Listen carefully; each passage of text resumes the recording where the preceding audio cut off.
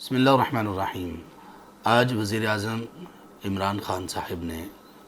قادیانیوں کو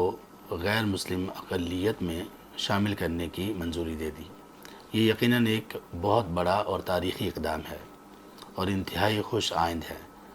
اس سے یہ فائدہ ہوگا کہ قادیانی اب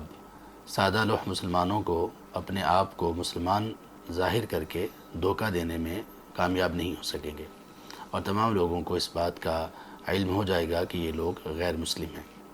دوسرا فائدہ یہ ہوگا کہ اب یہ پاکستان کے پاسپورٹ پر عمرہ اور حج کے لیے نہیں جا سکیں گے اپنے آپ کو مسلم ظاہر کر کے۔ لیکن اس فیصلے کے بعد یا اس منظوری کے بعد چند اور چیزیں ہیں جن کا ہم سب کو خیال رکھنا ضروری ہے قادیانیوں کے متعلق، اور یہی باتیں جناب وزیر اعظم عمران خان صاحب کو بھی خوب ان کے مد نظر رہنی چاہیے اور ان تک پہنچانی چاہیے۔ سب سے پہلی بات یہ ہے کہ قادیانیوں کے بارے میں اصل حکم کیا ہے۔ قادیانی اگر اسلام کی تعلیمات کی روشنی میں ان پر حکم لگایا جائے تو وہ کیا ہے جس پر تمام اہل علم متفق ہیں؟ وہ یہ کہ یہ وہ لوگ ہیں جنہوں نے اسلام میں داخل ہونے کے بعد اسلام کی بنیادی تعلیمات اور وہ بنیادی عقائد جن میں سے کسی ایک کو بھی چھوڑ دینا، ترک کر دینا یا ان کا انکار کر دینا یا ان کو اس طرح سے تسلیم نہ کرنا جس طرح سے تسلیم کرنے کی تعلیم دی گئی، یہ ارتداد ہے، یہ مرتد ہونا ہے۔ تو قادیانیوں نے اسلام میں داخل ہونے کے بعد نبی صلی اللہ علیہ وسلم کی ختم نبوت کا انکار کیا اور ایک اور فالس پروفٹ کو، ایک اور جھوٹے نبی کو کھڑا کر دیا۔ تو اس اعتبار سے یہ لوگ مرتد ہیں، اور مرتد کی سزا معروف ہے جس پر تمام اہل علم متفق ہیں، اس میں کسی قسم کا کوئی اختلاف نہیں اہل علم کے مابین، وہ اہل علم جو کہ کتاب و سنہ کے مطابق فیصلہ کرنے میں خود کو علم کی توقیر سمجھتے ہیں۔ دوسرے نمبر پر جو چیز مد نظر رہنی چاہیے وہ یہ کہ انفورس کیا جائے قادیانیوں پر کہ وہ اس حکم کو بھی تسلیم کریں اور پاکستان کے آئین کو بھی، 73 کے آئین کو بھی تسلیم کریں۔ یہ اس لیے ضروری ہے کہ 73 کے آئین کے مطابق یہ لوگ خود کو مسلم نہیں کہہ سکتے، یہ لوگ اپنی عبادت گاہوں کو مسجد کا نام نہیں دے سکتے، یہ لوگ اذان نہیں کہہ سکتے، یہ لوگ اپنے جھوٹے نبی کو نبی ہونے کی حیثیت سے کسی کو متعارف نہیں کروا سکتے، اور یہ لوگ خود کو مسلمان کسی بھی اعتبار سے ظاہر نہیں کر سکتے، اپنے نام کے ساتھ، اپنے ڈاکومنٹس میں کسی بھی جگہ پر یہ مسلم نہیں لکھ سکتے۔ یہ چیز ان سے تسلیم کروانا یہ انتہائی ضروری ہے۔ لیکن آج جب کہ یہ فیصلہ سامنے آیا تو اس کے بعد ربوہ ٹائمز جو ان کا ٹویٹر اکاؤنٹ ہے آفیشیل، اگر واقعی ہی ان کا آفیشیل اکاؤنٹ ہے تو پھر اس پہ ان لوگوں نے جو خبر دی وہ کچھ اس طرح سے ہے کہ وزیر اعظم Imran Khan to include Ahmadis Muslims, to include Ahmadi Muslims in national commission for minorities, اس طرح سے انہوں نے اپنے آفیشیل پیج پر خبر دی۔ اگر یہ واقعی ان کا آفیشیل پیج ہے تو یہ سراسر پاکستان کے قانون کی، پاکستان کے آئین کی اور پاکستان میں وزیر اعظم کی اس اقدام کی صریحاً مخالفت ہے۔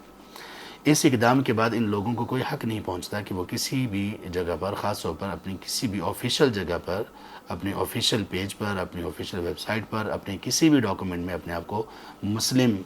شو کریں، مسلم نام ظاہر کریں۔ تو اس اعتبار سے ان پر یہ انفورس ہونا چاہیے اور ان پر یہ لاگو کیا جانا چاہیے کہ یہ قطعاً کسی بھی جگہ پر اپنے نام کے ساتھ مسلم ظاہر نہ کریں۔ تیسری چیز یہ ہے کہ ایک کمیشن بنایا جائے جو اس بات کی تحقیق کرے کہ ان کے لٹریچر میں، قادیانی لٹریچر میں، خاص طور پر وہ لٹریچر جو کہ مرزا غلام احمد قادیانی کی طرف منسوب ہے، اس کے ملفوظات، اس کی کتابیں، روحانی خزائن وغیرہ، ان سب کو بنظر غائر دقت کے ساتھ ان کو ٹٹولا جائے، ان کا ریویو کیا جائے، اور اس میں جو کلمات ایسے ہیں جو کہ انبیاء علیہم السلام کی شان میں گستاخیاں ہیں، ایسی بہت ساری باتیں ملیں گی جو کہ انبیاء علیہم السلام کی شان میں گستاخی ہے، نبی مکرم صلی اللہ علیہ وسلم کی شان میں گستاخیاں، عیسیٰ علیہ السلام کی شان میں، مریم علیہ السلام کی شان میں، اور یہاں تک کہ اللہ سبحانہ وتعالیٰ کے متعلق بھی کئی گستاخیاں ملیں گی۔ اور اس کو بہت ہی غیر جانبدار ہو کر اس کو دیکھا جائے۔ یہ کوئی ضد، کوئی تعصب، کوئی ہٹ درمی کی بات نہیں ہے، اور ان کو یہ جو قادیانی ہیں ان کو بھی تہ دل سے اس کو تسلیم کرنا چاہیے، کھلے دل سے، کہ ہاں ہمارا لٹریچر ہے، آپ ریویو کیجئے اور اس میں جو ایسی بات ہے ہمارے سامنے لا کے رکھیے، تو انشاءاللہ اہل علم ایسی بہت ساری باتیں سامنے لے آئیں گے کہ جس سے مزید ان پر حکم واضح ہو جائے گا۔ چوتھے نمبر پر آخر میں ایک کمیشن ایسا بھی بنایا جائے جو اس بات کی تحقیق کرے کہ یہ قادیانی پاکستان میں اور پاکستان کے باہر کہاں کہاں ملک کے خلاف، ریاست کے خلاف سرگرمیوں میں اور غداری میں ملوث ہیں۔ 19 جولائی 2019 کو عبدالشکور نامی ایک بک سیلر جو کہ ربوہ میں گرفتار ہوا اور کچھ دیر جیل میں رہا، اور پھر اس کی رہائی کے لیے کوششیں کی گئیں، رہا کر دیا گیا، امریکہ پہنچ گیا، صدر ڈونلڈ ٹرمپ کے سامنے اس کو پیش کیا گیا، اور اس کی ترجمانی کرنے والا شخص سابقہ گورنر سلمان تاثیر کا بیٹا تھا، اور اس نے صدر ڈونلڈ ٹرمپ کے سامنے جو باتیں رکھیں وہ پاکستان کے خلاف کھلی غداری ہے، پاکستان پر اپنے ظلم، پاکستان کے قوانین، پاکستان کی عدلیہ، ان سب کے خلاف ایک غداری ہے، اور اسی طرح سے ہر پاکستان مخالف سرگرمی میں، وہ اسرائیل کے ساتھ گٹھ جوڑ ہو، ان کے ساتھ دوستی ہو، ان کی آرمی میں اپنے لوگوں کو بھجوانا ہو، یا اور اس طرح کی جتنی بھی سرگرمیاں ہیں ان کو بھی خوب اچھے طریقے سے ان کی انویسٹیگیشن کی جائے، تاکہ اس طرح سے بھی ان لوگوں کا مقام لوگوں کے سامنے واضح کیا جائے، ان کی پوزیشن کہ یہ کس طرح سے پاکستان کے ساتھ غداری میں ملوث ہیں۔ یہ تمام چیزیں اگر سامنے آ جائیں تو پھر یہ واقعی ہی عمران خان صاحب کا ایک انتہائی تاریخی اقدام ہوگا۔ ہماری دعا ہے کہ ہمارے وزیر اعظم اللہ تعالیٰ ان کے ہاتھ پر اس ملک کو ہدایت، سلامتی اور ترقی کی راہ چلائیں، اور ان کو واقعی ہی توفیق دیں کہ اس ملک کو ریاست مدینہ بنائیں، اور ہماری یہی دعا تمام مسلم حکمرانوں کے لیے ہے۔ اللہ تعالیٰ اس کو قبول کریں، آمین یا رب العالمین۔